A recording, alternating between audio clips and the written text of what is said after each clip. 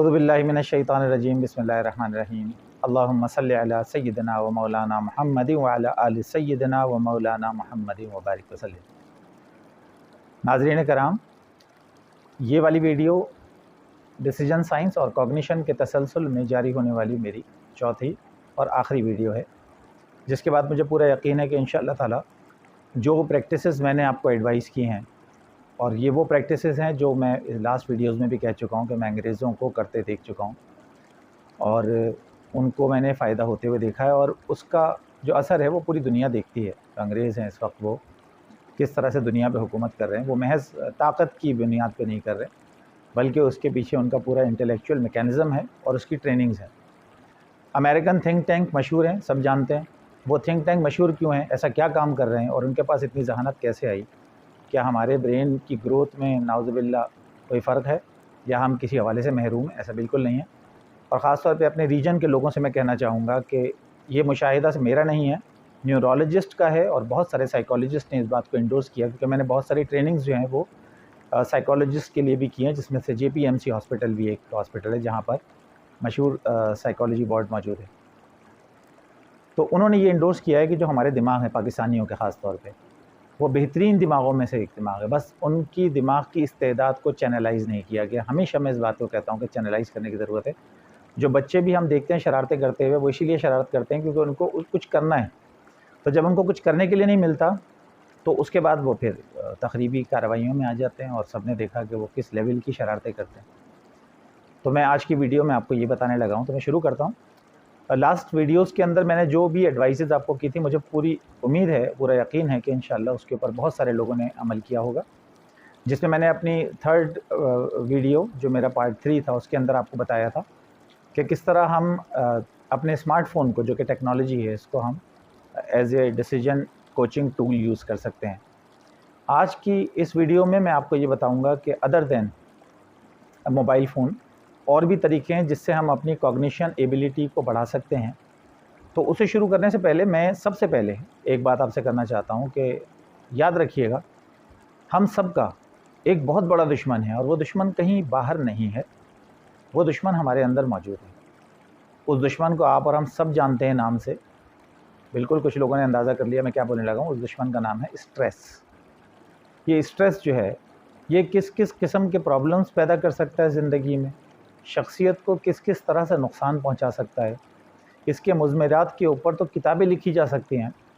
लेकिन मैं आपको बता दूं कि अगर कोई शख्स स्ट्रेस का शिकार है, तो वो अपने आप को लम्हा ब लम्हा, दिन ब दिन डिस्ट्रक्ट कर रहा है। सबसे पहले इससे बचना है।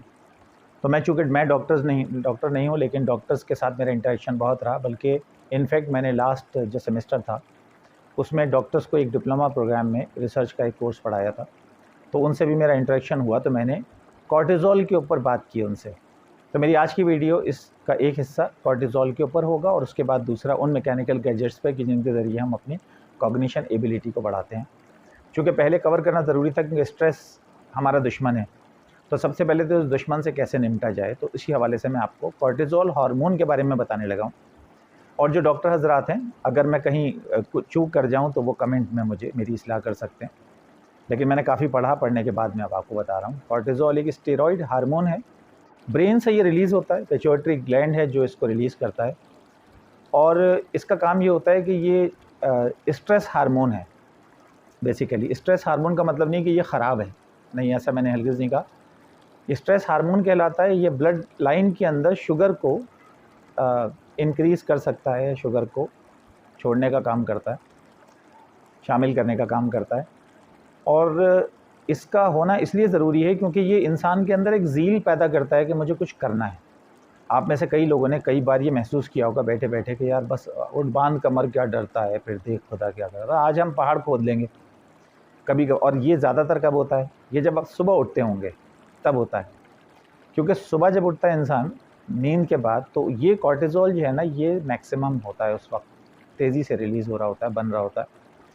और उस वक्त अगर नेगेटिव थॉट्स ने आ घेरा किसी को, तो चाहे वो टूथब्रश कर रहे हों, चाहे वो नाश्ता कर रहे हों, चाहे वो अपने ड्रेसअप हो रहे हों सुबह ऑफिस जाने के लिए, ये नेगेटिव थॉट्स बढ़ती चली जाती हैं, और उनको ये अंदाज़ा नहीं होता कि बेसिकली ये कॉर्टिज़ोल है जो ये काम कर रहा है। अब वही मैंने बात कही, चैनलाइज़ कर दें। कॉर्टिज़ोल अगर ये बढ़ रहा है तो हम क्यों फ़िक्रों के अंदर इस चीज़ को ले जाएं, हम नेगेटिव थॉट्स के अंदर क्यों ले जाएं। हम उस वक्त कोई लॉजिकल काम कर सकते हैं, ऐसा काम कि जिससे हमें फ़ायदा हो। तो इस स्ट्रेस हार्मोन को मिटिगेट करने के कई तरीके हैं, जिनमें से कुछ तरीके मैं आपको बता रहा हूँ। डीप ब्रीथिंग है, पूरी सांस जो है वो इंसान लेता है तो लेने के बाद उससे सुकून मिलता है, तो ये भी एक तरीका है। पूरी नींद अगर किसी ने ली है तो कॉर्टिज़ोल नॉर्मल रहेगा। इसके अलावा अगर कोई एक्सरसाइज करता है तो एक्सरसाइज से भी ये कॉर्टिज़ोल जो है वो उसका एक्स्ट्रा जो एक्सेस एक्शन है वो थोड़ा सा मिटिगेट हो जाता है। नेगेटिव थिंकिंग से बचने का तरीका मैंने आपको बता दिया। आप उस वक्त एक्सरसाइज करें, कोई फिज़िकल एक्टिविटी करें, या फिर कोई गैजेट यूज़ कर लें। अब मैं आपको बताता हूँ, मैंने कॉर्पोरेट सेक्टर में कई बड़ी ऑर्गेनाइजेशंस के अंदर ट्रेनिंग्स की, और मैं कॉर्पोरेट ट्रेनिंग हूँ, अल्हम्दुलिल्लाह मुझे रेटिंग बहुत अच्छी मिलती है, अल्लाह का फ़ज़ल है इस पर। इसकी वजह क्या है कि मैं लोगों को वो बात बताता हूँ जो वो महसूस कर रहे होते हैं कि वाकई हमारे साथ ये होता है, और मैं उनको जैसे जैसे बताता हूँ कहते हैं हाँ ऐसा भी होता है, ऐसा भी होता है। असल मसला ये कि सब कॉन्शियस की कहानी तो मैंने पहले सुना दी सारी की सारी। ये हमारे कॉन्शियस ब्रेन के अंदर होने वाली एक्टिविटीज़ हैं। ऐसे ही तो नहीं कहती हैं याद माजी अजाब है यार अब छीन ले मुझसे हाफजा मेरा। तो हाफजा छीनने की बात ना करें, ये बहुत बड़ा ख़जाना है। क्यों हम ये बात करें कि हाफजा चला जाए, बिल्कुल ऐसा ना हो, बल्कि इस हाफजे को सही इस्तेमाल करें। तो मैकेनिकल गैजेट जिसकी मैं बात कर रहा था, विदाउट वेस्टिंग एनी टाइम मैं बता देता हूँ। कॉर्पोरेट सेक्टर में मैं हर बार एक नसीहत करता हूँ कि 2 चीज़ें आपके पास ऑफिस में या घर में होनी चाहिए, जिनमें से पहली चीज़ रूबिक क्यूब है। रूबिक क्यूब सब जानते हैं, आपको नज़र भी आ रहा होगा।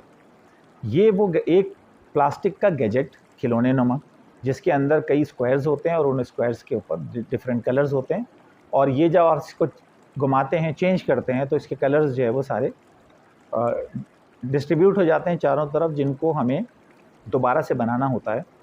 ये रूबिक क्यूब क्यों ज़रूरी है, इसकी इम्पोर्टेंस बहुत कदीम टूल है ये कोई जदीद ईजाद नहीं है।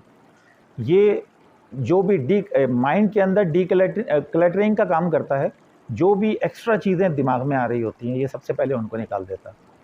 दूसरी बात ये कि ये थिंकिंग पैटर्न को नॉर्मलाइज़ करता है, चैनलाइज़ करता है, और आपका जो लाइफ का एक परसेप्शन है वो अच्छा बना के आपको देता है। ये सारे काम ये कर रहा होता है। और सबसे बड़ी बात कि ये स्ट्रेस को मिटिगेट करने का काम करता है। अगर किसी को स्ट्रेस हो रहा है तो बजाय इसके कि वो ये सोचे कि फ़लाँ ने मेरे साथ क्या किया, इसने मेरे साथ क्या किया, रूबिक क्यूब को खेलना शुरू कर दें। ये आपके ऑफिस की टेबल पे अगर आपके पास होगा, आपके क्यूबिकल में रखा होगा आपकी टेबल पे, तो लामहला आप जब अपने ऑफिस में दाखिल होंगे, या इवन आप अपने स्कूल में दाखिल होंगे, जाएंगे पढ़ने के लिए, यूनिवर्सिटी में जाएंगे, या ये आपके घर में सुबह नाश्ते की टेबल के करीब कहीं पड़ा होगा, तो नाश्ता करने के बाद आप सुकून से इसको 10 से 15 मिनट खेल लें। ये ब्रेन को चार्ज करने का काम करेगा, और आपकी सारी नेगेटिव थॉट्स उस वक्त सारी न्यूट्रलाइज हो जाएंगी, क्योंकि आपका फोकस इसके ऊपर आ जाएगा, और आपका जहन जो है उस कॉर्टिज़ोल का जो लेवल है उसको नॉर्मलाइज करके उसको सही डायरेक्शन में यूज़ करने के काबिल बना देगा। पहली चीज़ मैंने आपको कहा था, रूबिक क्यूब आपके पास होना ज़रूरी है। ये मैंने अंग्रेज़ों की ऑफिस टेबल्स पे रखा हुआ खुद देखा है, इसलिए मैं आपको बता रहा हूँ, ये बहुत ज़रूरी है। दूसरी चीज़, डार्ट गेम। अब डार्ट से कुछ लोग समझते हैं कि ये तो बच्चों वाला गैजेट है, ये तो बच्चे खेलते हैं। अच्छा, अगर मैं आपसे पूछूं, अगर ये कहीं डार्ट लगा हुआ हो, जो कि नज़र भी आपको आ रहा है, और उसके कहीं एरोज़ भी पड़े हुए हों, बच्चा क्या, बूढ़ा क्या, बड़ा क्या, मेरे घर में रखा हुआ है, लगा हुआ है।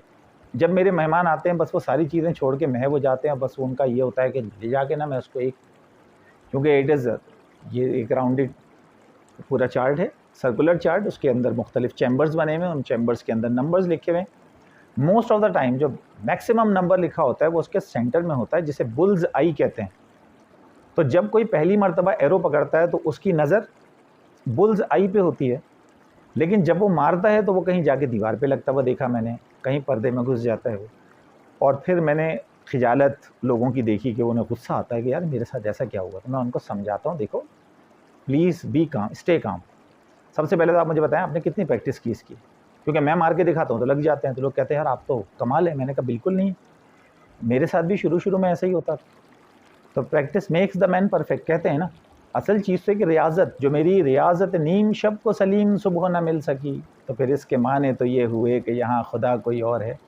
सलीम कौसर का बड़ा शेर, इसमें किसी किस्म का कोई गुनाह नहीं है, ये शेर गुस्ताखी नहीं है, कि अगर मेरा खुदा मेरी रियाजत नीम शब को सुबह नहीं मिल रही तो इसका मतलब ये मेरा वाला तो खुदा नहीं है, नाउज़ुबिल्लाह मिन ज़ालिक, खुदा कोई और वो है नहीं।